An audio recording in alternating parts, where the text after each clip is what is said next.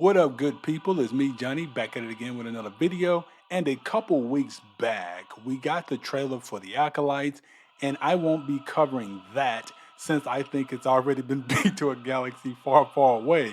But I don't believe Star Wars is unsavable. So today, I want to outline a few pointers that can be done so that way the Force, not the farce, will be with the franchise again. So let's start with an easy one, and that is having the Force used the way that it was intended to be done.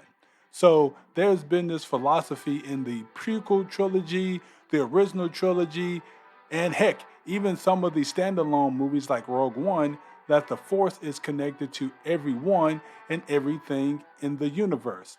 That said, when a Force sensitive person becomes aware and starts to try and gain more and more access to the Force, it normally takes years of training from another Force sensitive person who has learned or has even mastered in some respects the Force for that person who's learning to actually be able to utilize it. The literal chosen one of the whole Star Wars story in Anakin Skywalker took years to be able to learn the Force in ways that in some of these movies and shows lately, it seems like they could just pick it up like it's a cheap magic trick.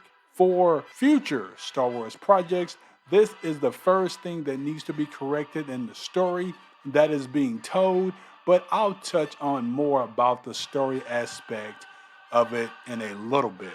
This leads me to another point that we have seen lately, which wasn't a thing before, which is people getting stabbed or sliced with a lightsaber and not dying. Look, I do understand that maybe, just maybe, back in the day, a person shouldn't just immediately die from getting cut by a lightsaber.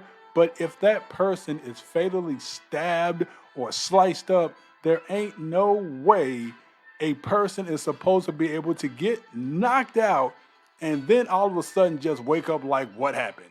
In the older films, if this happened, that person was out of there faster than our paychecks on payday in this economy. But in the newer films, it's so bad that the only way to die from lightsaber is to have your body severed from top to bottom. It's just lazy writing, which leads me to my next point and a prime example of lazy writing, which is what's called agenda writing. Now, look, I realize that every movie or TV show has an agenda in it. However, the agenda was normally something simple like main character is the underdog and is able to rise in power and eventually beats the unstoppable bad guy, or the main character starts out with a certain personality or persona, and by the end of the movie or show, the character has gone through such, dramatic character change or a character development arc that sees them as an entirely different person.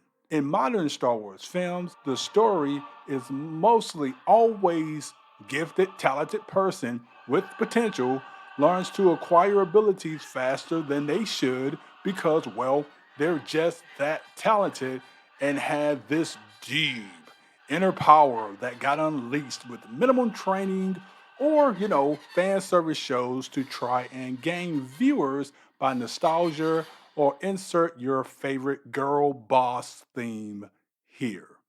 And last but not least, one of my personal favorites, which is capital letters, by the way, on the first letters in the next three words, didn't earn it initiatives to fill the void of bad storytelling. Of course, this isn't shocking considering there has been plenty of reports and statements from the directors of these Star Wars projects that they knew very little about the Star Wars films and lore, and that the new theme is to shape the Star Wars universe by the hands of a woman, which I don't believe most fans would actually have a problem with if she was pretty well versed in the lore.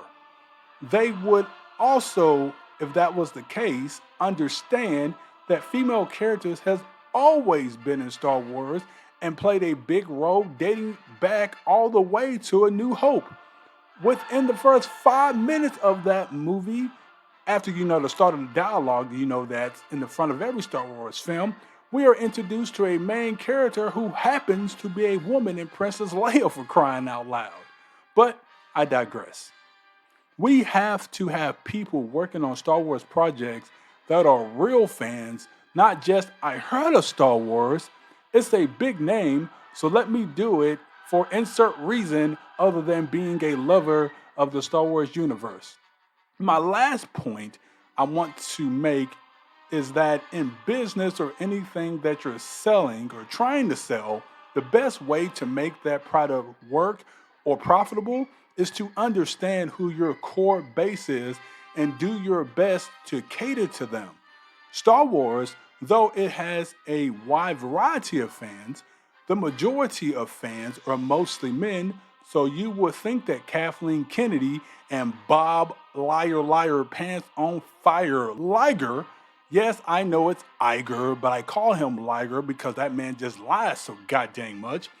You would think, though, that they would understand this, but no, they're trying their best to do their best Bud Light impersonation and driving their core fan base away.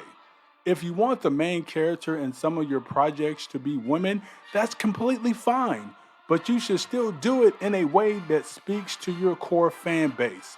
For anyone listening, no, that doesn't mean you have to overly sexualize her, since in the past, with characters like the aforementioned Princess Leia, she was not done that way for the most part, and it worked out great.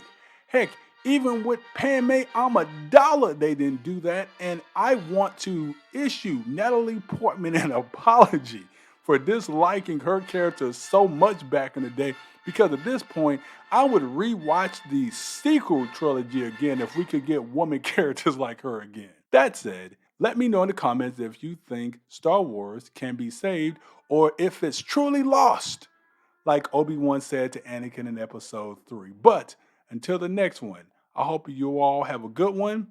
Take care.